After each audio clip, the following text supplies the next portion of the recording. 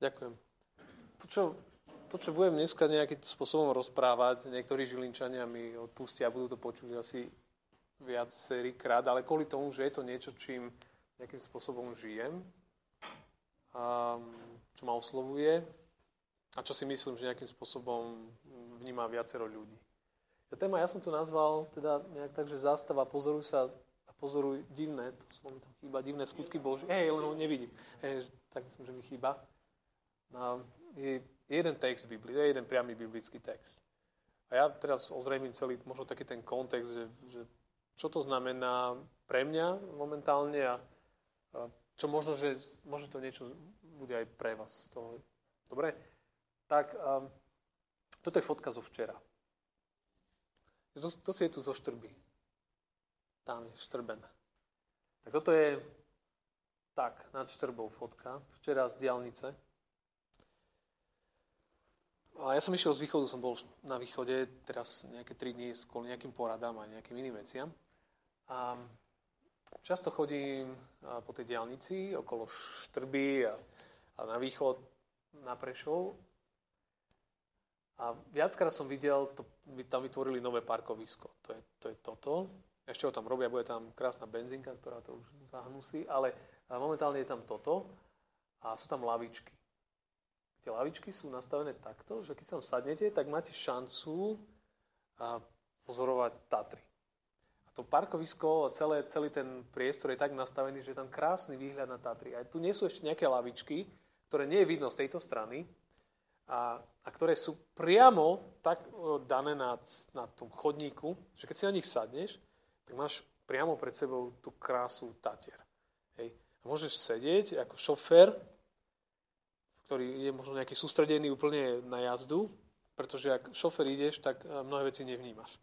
Ale tam vlastne môžeš zastať, vystúpiť z auta, sadnúť. Úplne sadnúť a pozerať na Tatry, na prírodu, na to, čo sa tam deje. A úplne nádherné. Včera som si povedal, toto urobím a bolo to veľmi vzácne. To je jeden obraz. Dáme druhý obraz. Je táto hora. Kopček. Volá sa Kľak. Neviem, bol niekto na Kľaku? Super. Kľak. Ja som občas chodieval zo Žiliny do Prievidze. Idete cez Fačkovské sedlo. Čiže serpentínky hore-dole, na aute, ako šofér, je vaša úloha. Nemáte veľmi šancu napravo, naľavo vidieť nejaké kopce, pretože tam sú serpentíny, vy proste musíte ako šofér auta takto, pevne a musíš dať bacha na cestu. A tak ja som tu teda, som hovoril, že 6 rokov, 5 rokov som tadiaľ jazdil, som nevidel tento kopec. Preto chápem tomu, pretože som bol sústredený na to šoferovanie. A my sme boli v zime na zimnom tábore z druhej strany, ja neviem, jak sa to volá, Kľačne. A tam bolo, že ideme na výlet na Kľak. Čo je, nejaký Kľak? Kľakneme na Kľaku. A tak som si povedal, že super. A teraz som začala taká zaujímavá hra, keď sme sadli do autobusu, ktorý nás vyviezol do Fačkovského sedla. To znamená, keď ste išli tým Fačkovským sedlom, tak to vidíte hore a potom je ten zjazd dole na Prievidzu. A teraz, keď sme išli hore, sme si sadli, teda vystúpili z autobusu, ja som zrazu pozeral, že aký kopec je vzadu. Taký nádherný kopec. Hovorí sa o ňom, že to je jeden z najkrajších kopcov na Slovensku. To je taká, no možno teraz nevyzerá nejak super, ale keď vidíte hore, bude jedna fotka z neho, je nádherný. Je nádherný. A tá pointa bola v tom, že 5 rokov tadiaľ jazdím, hore, dole. A logicky nemal som čas, lebo som bol sústredený na jazdu, človek niekam bežal, mal nejakú vec, ktorú potreboval riešiť. Nemali ste šancu pozorovať nejaký kopec okolo seba. Pretože ste boli sústredení na jazdu. Ale keď sme tam zastavili a keď sme vyšli na ňo, nielen teda ho zbadal zrazu, že taký kopec existuje, a že sme vyšli na ňo. Bolo to krásne, bolo to v tej takej jednoduchej zime toho ročnej. A tá nádhera, keď sme vyšli hore, a teraz ten výhľad a tá majestátnosť, zrazu človek videl mnoho zaujímavých vecí. Videl niečo, čo predtým nevidel, alebo možno nejakým spôsobom nevnímal. Pretože bol zahľadený na jazdu. Cesta, ktorá išla smerom na Prievidzu. A to isté po tej diaľnici okolo Štrby, keď si ako šofér a tam máš krásnu 130-ku a chceš vidieť tú nádheru tých Tatier, môžeš vrátiť ešte ten slajd, a chceš vidieť tú nádheru tých Tatier a včera boli neuveriteľne krásne, ako môžeš ako šofér pozerať, pokiaľ nemáš nejaký ten na tom aute lane, ten detektor, čo ťa vráti do tvojho pruhu, tak väčšinou ťa vyniesie a urobíš nejaký prúser. Pretože ty musíš pozerať šoférov na tú cestu. Ale ty ako šofér môžeš robiť aj to, tam sa ponúkol ten priestor, že zastaneš, no som urobil včera, vystúpíš, sadneš a pozeráš chvíľu na Tatry. Hej. Nič hlboké, teologické, mystické, proste jednoduchá vec. Ale to, čo ja tak nejak vnímam, a preto je to také možno, že aj osobné, je to, že my žijeme, ja žijem a možno, že to nie je vaša situácia, tak sa teším, a celkom dynamický život, čo je fajn, ja mám rád kreatívny a dynamický život a nudu by som nemal rád. Ale začínam rozmýšľať niekedy, že čo uniká? Neuniká niečo niekedy? Človek robí samé krásne veci, také, aké treba, farár v zbore nádherné veci sa dejú. Ale poviem si to, neuniká niečo niekedy v živote? A to bola taká otázka pre mňa. A potom nie tak dávno som čítal, môžeme to posunúť ďalej, text. A tento text z Biblie z knihy Job. A tam je napísané, že to je 37. kapitola, 14. verš. Počúvaj to, Job. Zastav sa a pozoruj divné skutky Božie. Počúvaj to, Job. Hovorí mu jeden z jeho kamošov, volal sa Elihu, že zastav sa a pozoruj divné skutky Božie. A teraz trochu background. Kontext je taký, že poznáme príbeh Joba, možno, že nemali ste tu niekedy tému o utrpení? Tu nebola ešte? Nie, to nie je jednoduchá téma, ale to je jedno. Ale asi je mnohým z nás známy príbeh Joba. Počuli sme ten príbeh chlapík, ktorý sa ocitol v nejakej ťažkej hre medzi Bohom a diablom podľa nejakého toho story, ktorý kniha Job spisuje. A bol to chlapík, ktorý mal všetko. Mal všetko. Tam je nejaký obraz možno jeho presvetej rodiny. A bol bohatý, mal všetko, čo chcel. Proste nič mu nechýbalo. A za jeho nejakým chrbtom sa odohrávala nejaká taká temno zvláštna hra medzi Bohom a diablom, kedy Pán Boh nejakým spôsobom povolil v tom obraze tej knihy diablovi, že by trochu viac šahol si na Joba. A my vieme, že Job proste prišiel o všetko. Stratil všetko. Stratil deti, stratil majetok, stratil zdravie, stratil strašne veľa vecí. Sa mu to rozsypalo všetko. Celý život, nejaká krásna schéma z božného, ideálneho muža. Všetko ľahlo popolom. A ten chlapík nevedel prečo.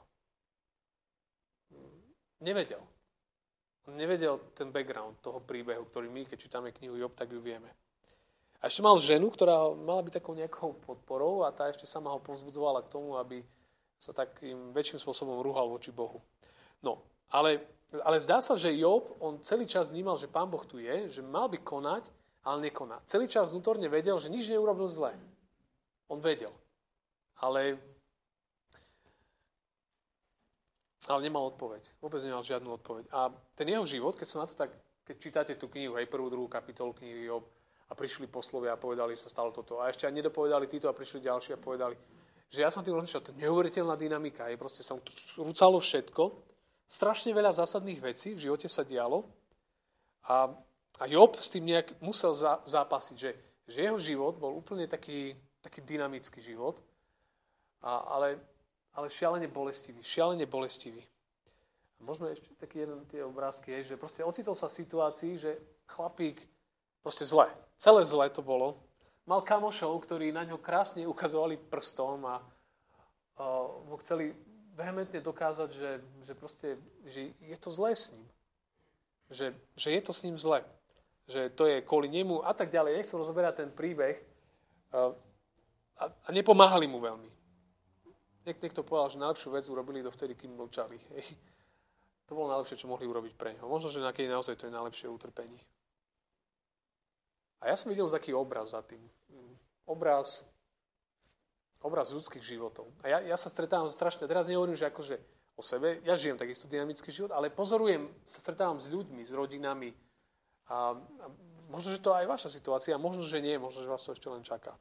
Hej, že ktorí hovoria, že proste robota, non-stop v práci, nemám času v rodine, nemám času na deti, nemám času na manželku, nemám času na nič, lebo stále som zavalený nejaké tasky, nejaké ciele, nejaké úlohy, proste nejaké plány a stále. A že proste nejaká obrovská dynamika. Možno, že nie u vás, možno, že vy v pohode semester a potom trochu tempo príde pred koncom semestra. Možno, že tak, možno, že nie. Ale vidím tento obraz. A tak som rozmýšľal nad tým, že to je celospoločenská téma. Ja som minulé videl, som ho nekúpil, som notabene, predposledné, nie posledné číslo, predposledné, tam bol nejaký presný rozhovor o tomto zastavení. Pastýrčom mal teraz kdesi nejaký článok presne o týchto veciach, že začína sa to vnímať v spoločnosti aj kdekoľvek okolo nás, taká vec, že niečo tu nesedí. Že niečo tu nesedí. Všetci sme kdekoľvek, v akýkoľvek sfére tlačení ku podávaniu heroických výkonov a abnormálnych nejakých vecí a stovky vecí, ktoré treba nejak urobiť. A že človek sa dostáva do vecí, že proste už iba rieši úlohy, veci a tak ďalej. Či stíha žiť. Či človek stíha žiť. A v zmysle tom, že mám čas na priateľov, na kamarátov, či mám čas na svoju rodinu, na svojich možno rodičov. A či máte čas na nich. Alebo si my vytvárame nejaké schémy, alebo jednoducho my sme tak zaťažení, že nejak nevieme, čo ďalej a sme v nejakom tempe. A to, čo mňa oslovuje, a ten Job ma tak oslovil, keď prišiel jeden z tých jeho podarených kámošov, ten štvrtý, ktorý bol tiež veľmi zaujímavý, Elihu. A v tom čase zúrila okolo Joba búrka. Vôbec nebolo jednoduché. A v tom víre toho všetkého, čo sa dialo, proste tých tlakoch, tej paľby, si predstavte, že furt niekto prekvapil s nejakou hovadinou. Stále niečo sa stalo a nejaká vec. A zrazu tam príde jeden z nich a veta ako z Marsu. Hej Job, že zastav sa. A pozoruj divné skutky Božie. On hovorí, že Job, že zastav sa. Takže pozoruj trochu divné skutky Božie. A tento text ma oslovil. Som tým tak rozmýšľal nad tou rádou Elihua, toho jedného štvrtého kamoša, ktorý povedal svojmu priateľovi: Job, možno prestaň už tu nariekať. Možno prestaň nejak sťažovať, alebo neviem, možno kam to presne ťahal Elihu. Ale povedal mu takú zvláštnu vec a vonku zúrila búrka, hovorí, že Job, že pozoruj to okolo seba, pozri sa na to, trochu inak sa začne dívať na veci. Nie len iba to, že áno, som pod tým všetkým. Pozri sa na to inak. Zastav sa, mu hovorí, že a dívaj sa na veci z iného hľadiska. A mňa to tiež zastavilo, ten veršik, ten výrok, a sa ním rozmýšľam. My ho máme ako veršik nášho zboru na tento rok. Žilinského. A to v zmysle tom, že som dal takú výzvu, že by ľudia počas tohto roka, to neznamená, že nerobme nič, alebo neslúžme, čo nie, to nie je to, ale že či majú ľudia čas sa zastaviť, či mám čas sa my zastaviť, či len stále som v niečom, či na nejakej aplikácii, alebo furt na niečom, či mám čas proste sadnúť na lavičku pred štrbou a počítať, bločky snehu. Ja neviem. A toto je taký veľký obraz. Takže zastav sa a pozoruj divné skutky Božie. Tento veršik ako keby sám ponúkal nejaké cesty. Tak poďme si ich tak povedať. Môžeme ešte raz? A ešte raz. A ešte raz. A stačí.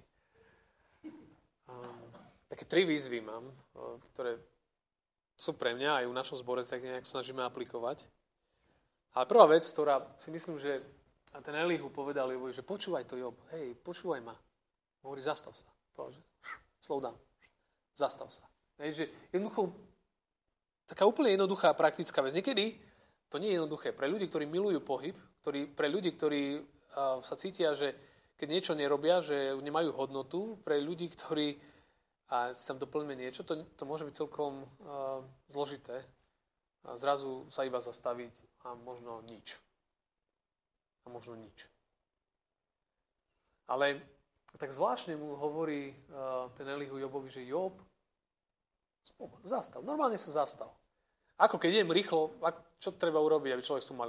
Alebo aby z toho vyskočil, hej, nejakej brutálnej rýchlosti. No tak zastav. To je jednoduché. A pritom strašne zložité. Ale to, čo mu hovorí, je naozaj zastav. Keď sa prídeme do Biblie úplne na začiatok, keď je opisované stvorenie a veci, ako Pán Boh tvoril veci na začiatku, tak ja prečítam len ten text 1. Mojžišovej 2. kapitoly, 2. 3. verš, tam je napísané, že na 7. deň Boh dokončil svoje dielo, ktoré konal. Na 7. deň si odpočinul od všetkého diela, ktoré vykonal. Na to Boh požehnal 7. deň a posvetil ho, lebo v ňom si odpočinul od všetkého diela, ktoré stvorením začal konať. To je fascinujúce, že Pán Boh pri tvorení nastavil nejaký princíp, 6 dní pracuješ, 7 deň odpočívaš. Dal nejaký taký zvláštny príklad, že odpočin si. To je samozrejme predobraz, kde si ďaleko do Novej zmluvy, kde v liste Židom sa hovorí o inom odpočinku, o tom takom odpočinku Kristu. Hej. Ale tu je predobraz toho, ale veľmi praktická vec. To bola jednoduchá.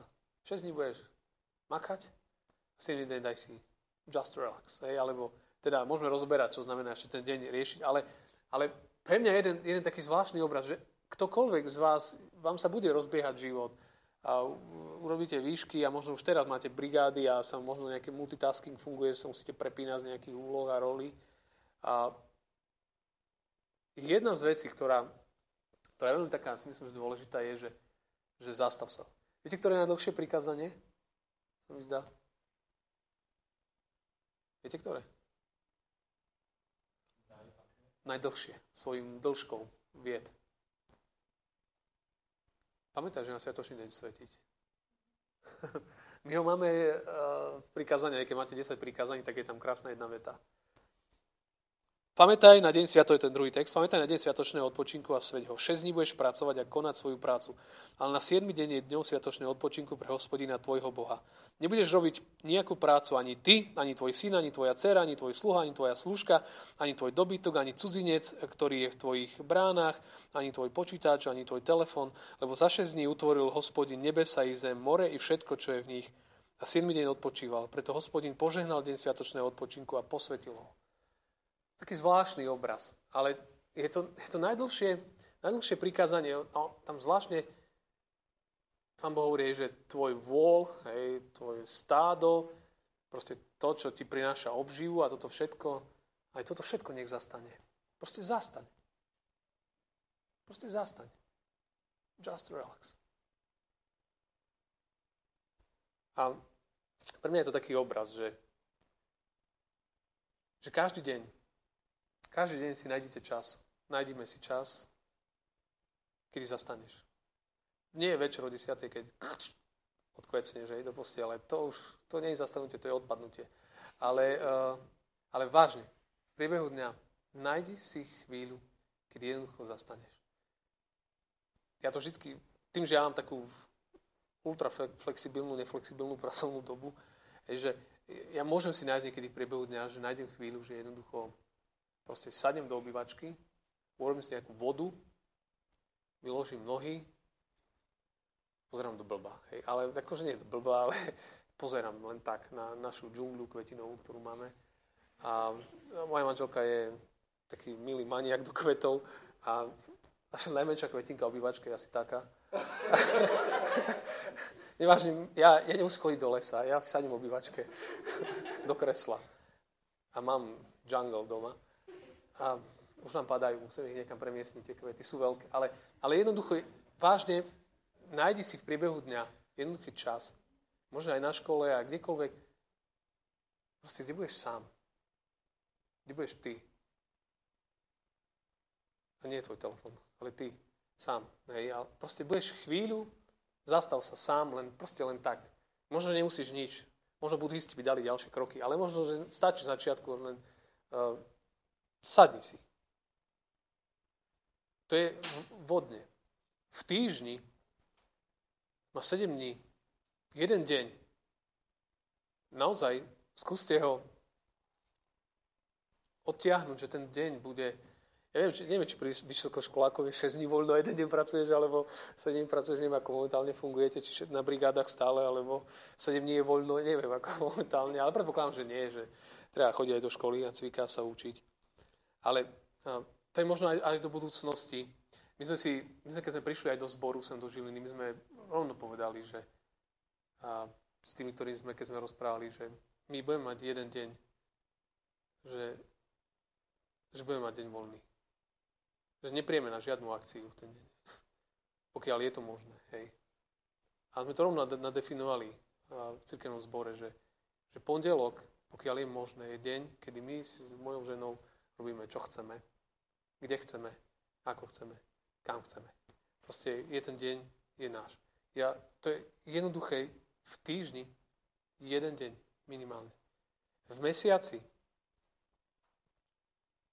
ja to tak vnímam, že mali byť nejaké aspoň 2-3 dní, kedy môžeš niekam odísť. V našom cirkevnom zbore máme jednu takú milú sestru. To nahrávame? Veľmi milé. A ona prišla za nami. Nie, to môže ísť povedať, srandu. Ona prišla za nami a povedala, ja mám chatu, tu máte kľúče. Kedykoľvek potrebujete ísť s Olinkou. To je pre vás. A ja to beriem ako dar od Boha, že máme také miesto, že môžem ísť za ňou, dať kľúče a idem hore, do prírody, kde som ja s mojou manželkou. Vnímam to, že počas roka je strašne dôležité mať nejaký čas. Možno to hovorím už trošku do budúcnosti pre nás. 2 týždne, keď sa zastavím od všetkého. Ani proste nič idem na dovolenku. Veľmi, veľmi, veľmi jednoduché. Proste potrebuje človek zastaviť. Druhá vec, ktorá je pozoruj. 5 rokov som chodil cez ten kľak. Cez to fačkovské sedlo teda. Ten kľak nevidel. On tam bol. Nielen 5 rokov, je tam strašne dlho. Keď vás stále chodíš, ani sa nezastavíš, unikne niečo, čo možno je dôležité. Niečo, čo možno ti uniknú vzťahy, lebo tak si zahľadený do školy, ja neviem, do neviem čoho, že proste ti uniknú vzťahy okolo teba, ľudia, pretože ani sa nezastaví človek, ani nepozoruje trošku okolo sa, čím žije tento svet, čím žijú ľudia okolo mňa. Ten Elihu takú zvláštnu radu mu hovorí, že zastav sa, Job, a pozoruj. Proste naozaj pozoruj veci okolo seba, dívaj sa okolo seba. Skúmaj, premýšľaj. Ja častokrát sa deje, keď si sám, keď sa len tak možno dívaš a rozmýšľaš, tak light, vtedy mnohokrát prichádzajú dôležité veci do života. Dôležité rozhodnutia dokážeš urobiť. Keď dokážeš zastať a premýšľať chvíľu nejaký taký sám a pozorovať.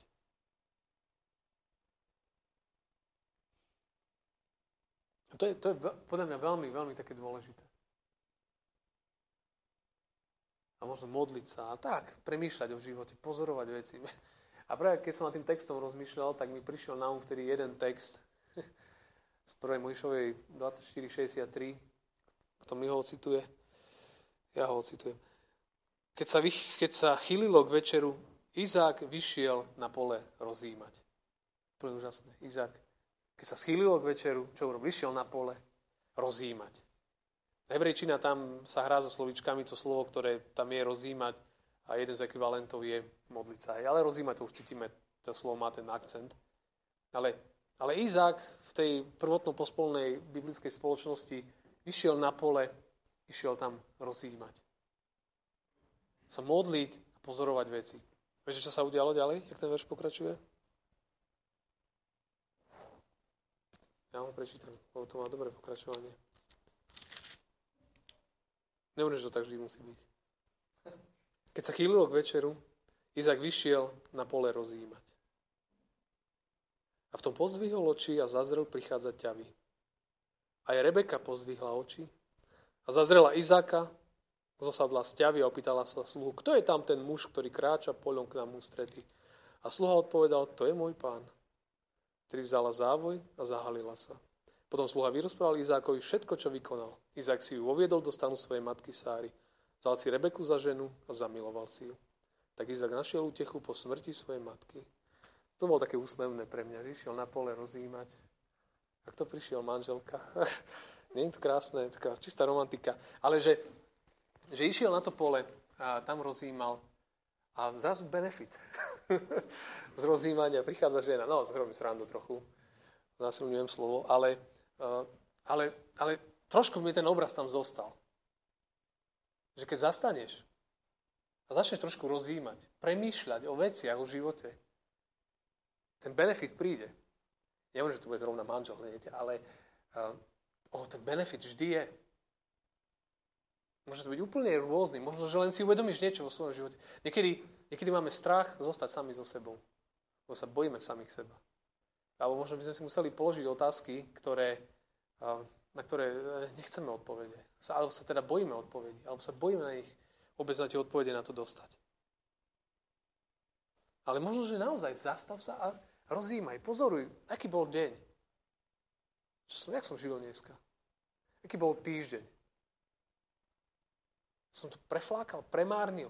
Alebo ten život to dával nejaký zmysel tento týždeň? My sme mali teraz, večer som mal takú prezentáciu pred chvíľou v cirkevnom zbore. Som bol nedávno po cestách apoštola Pavla, posledná cesta z Malty do Ríma. A to, čo som si tak veľmi uvedomil v závere, bolo to, že apoštol Pavol, keď išiel v roku 60 do Ríma, tak tí ľudia dnes, po 2000 rokoch, robia po tej ceste sochy. Po celej ceste možno aj sochy, pamiatky, kostoly, ktoré sú venované apoštolovi Pavlovi alebo nejaká taká spomienka na ňo. Pretože ten človek ich nejakým veľmi takým silným a vzácnym spôsobom zasiahol a oslovil. Oni videli a rozpoznali to jeho dielo.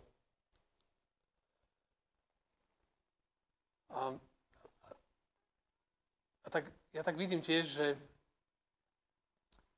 že veľmi dôležité je premýšľať o tom, že či chcem ten život iba premárniť. Po apoštolovi Pavlovi dodnes zostali po celej tej trase kostoly. Malta, krajina dneska sa úplne hlási k nemu, že to je človek, jeden z prvých, ktorý im niesol evanjelium na Maltu. Bol to človek, ktorý premýšľal nad životom, ktorý mal cieľ, plán, ktorý bol ochotný ísť do Ríma a tam pred cisára vyznať svoju vieru alebo obhájiť sa. Ale ten človek rozmýšľal nad životom, že kam to chce ísť. Že pre mňa je žiť Kristus, umrieť, získ a tak ďalej. Ale ja verím tomu, že Pavol rozmýšľal o tom, že kam v tom živote chcem dotiahnuť. Ktorou cestou chcem ísť. Nie len tak, že nejak po prúde rieky a nejak sa plavím aj so všetkými mŕtvými rybami sa iba plavím v tom prúde. Ale že či vôbec dokážem aj plávať nejak tak inak. Pozorovať sa. A to tretie je, že pozoruj divné skutky Božie. Ten Elihu povedal, že Boh koná. Že veci sa dejú. Že Pán Boh pôsobí. Uvidíš niečo, čo si dovtedy nevidel. Ja cez ten fačkovské sedlo, hore, dole. Ale nevidel som kľak. A on tam bol. A som musel tam zastaviť, pozrieť a dokonca tam ísť. A vidieť to, zažiť. A to sú také obrazy, že ak sa človek zastaví v živote a začne pozorovať, premýšľať, verte mi, že na niečo prídete. A ja chcem mať nádej, že na niečo dobré, čo čo posunie naše životy. A pre mňa je fascinujúce to, že ten Elihu s takou, neviem, či s istotou, sebaistotou, alebo nejak tak, ale mu hovorí, že uvidíš Božie konanie. Job, ty ho uvidíš. Akože ty sa teraz momentálne je čisto chaos, ale Pán Boh koná a búrka tam bola dookola. A my vieme, že v ďalšej kapitole Boh prehovoril. To je 37. 38. Boh sa prehovoril a začal sa pýtať on Joba. A že tie skutky sú tu. Pán Boh koná. Oni sú zjavné, oni sú viditeľné. Sú rôzneho charakteru. A tak to sú také tri výzvy. Zastav sa, pozoruj divné skutky Božie. A potom nás to povedie ďalej. Neviem, či tam mám ešte jednu vec. Že to nás povedie k niečomu. To nás nepovedie k tomu, že ja neviem, do nejakej pasivity, do prázdnoty. Práve, že vôbec nie. Mnohokrát, keď človek sa zastaví, pozoruje, premýšľa, zrazu vidí veci inak. A toho zrazu vedie k tomu, že začne rozmýšľať inak. A potom začne aj konať inak.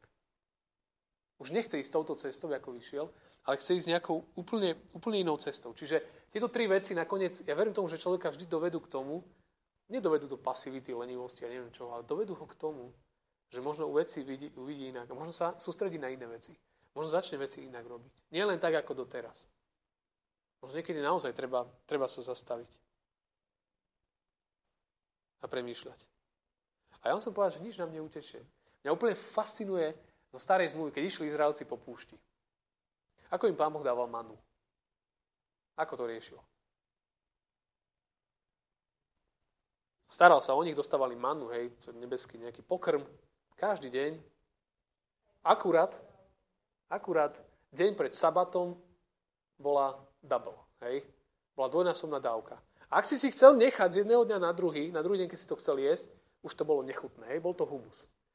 Keď to, akože použijem našu terminológiu, v piatok, hej, napršalo manny na 2 dní. Aj na druhý deň bola dobrá. Ak oni dôverovali Bohu, že Boh to má v rukách, že ak oni dodržali jeho slovo, 6 dní budeš pracovať, 7 dní odpočívaš, on im dal manny dostatok. Dostatok. Ale je napísané aj v písme, že niektorí neverili a išli hľadať. Lebo neverili, že Boh sa postará o to, keď ja sa priznám k jeho zámeru. Oni išli hľadať. Čo našli? Nič. Nič nenašli. Ale ten obraz je pre mňa krásny, že ak človek nejakým spôsobom tak, že tie Božie slova prijíma do svojho života, Pán Boh sa k tým slovám prizná. A ja poznám mnohých ľudí, ktorí 6 dní robia a potom ešte aj 7 deň makajú, lebo nestihnú, je konečne nedeľa, budem toho viac môcť urobiť. Potom idú v pondelok do roboty dead. Hej. Vyžmykaný, vyhorený a ideš nový týždeň a mŕtvy. To je úplne taký jednoduchý, štandardný princíp. Nič neutečie. Nič neutečie. Nič. Ani tým Izraelcom. Dali im dvojnásobne. Toľko, koľko potrebovali. Čože? Super. A tak, tu je zase ten kopček kľak. Počúvaj to. A teraz si nám povedzte každý svoje meno. To bolo Jobovi vtedy. Počúvaj to. Každý si tam povedzte teraz svoje meno. Zastav sa a pozoruj divné skutky Bože. Daj si time out. Hej. Zastav sa, ktokoľvek si, a chvíľu pozoruj. Možno denne, to znamená na minútu, vyjdeš na balkón a trochu pozoruješ hviezdy. Už to môže hneď zmeniť veci. To sú zvláštne paradoxy. Lebo Pán Boh, on hovorí, že pozoruj divné skutky Božie. A to záverečné, čo chcem na záver povedať, je, môžeme prepnúť. My sa vyštverali na ten kľak. Tam je kríž hore. Tam hore, to sme my s mojou manželkou, Linkou. Tam vpravo je, pozerajte, ten výhľad z kľaku. A je parádny. Celá dolina. A na kľaku hore je kríž. Taký, je celkom typický kresťanský kríž, je taký po slovensky znejúci. Ale je tam kríž. A ja som videl ďalší obraz. Pozoruj divné skutky Božie. V liste Židom sa píše toto. Mnoho razy a rozličným spôsobom hovoril Boh voľakedy otcom skrze prorokov. Na sklonku týchto dní prehovoril k nám v synovi, ktoré ustanovil za dediča všetkého a ním stvoril aj veky. A ten obraz, ktorý ja tu nám vidím, je pre mňa úplne fascinujúci, že mnohokrát hovoril Boh, pozoruj o divné skutky Božie. A keď sme išli hore na kľak, tam bol kríž.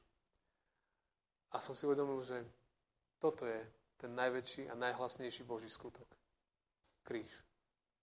Mnohokrát Pán Boh hovoril, a najhlasnejšie prehovoril, keď prišiel Pán Ježiš do tohto sveta. Teraz máme pôstne obdobie. V ňom prehovoril. Ku tebe, ku mne, ku nám všetkým. Strašne silno.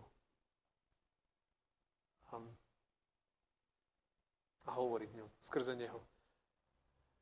To je ten najväčší, to, čo najväčšie môžeme pozorovať. A to možno chcem, že možno ešte viac ako všetko ostatné je, aby každý z nás mal odpozorovaný ten iný Boží skutok. A to je kríž Ježiša, že zomrel za nás, stal z mŕtvych a pôst o tom kričí, pôstne obdobie o tom kričí. Ale v tom všetkom ešte takisto každý deň a v tom našom živote stojí oba. Ja som si tak zobral, že zastav sa a pozoruj chvíľu. Divné skutky Bože. Oni sú tu. Pán Boh nejakým spôsobom stále sa k nám prihovára. Matt Redman spieva jednu pieseň, že come and see. Come and see. Poď a vidť. Poď a vidť. Tak to je také možno pozvanie pre nás všetkých. Aj pre mňa sa tiež tak znovu k tým slovám vraciam a aj v našom cirkevnom zbore aj o tom rozprávam mnohokrát s ľuďmi, že come and see. Zastav sa. Pozoruj divné skutky Božie. Poď a vidť, čo Pán Boh urobil pre teba. Ježišovi, ale ešte viac, čo robí aj v každodennom živote. Tak to je to, čo som chcel tak dneska vám všetkým povedať.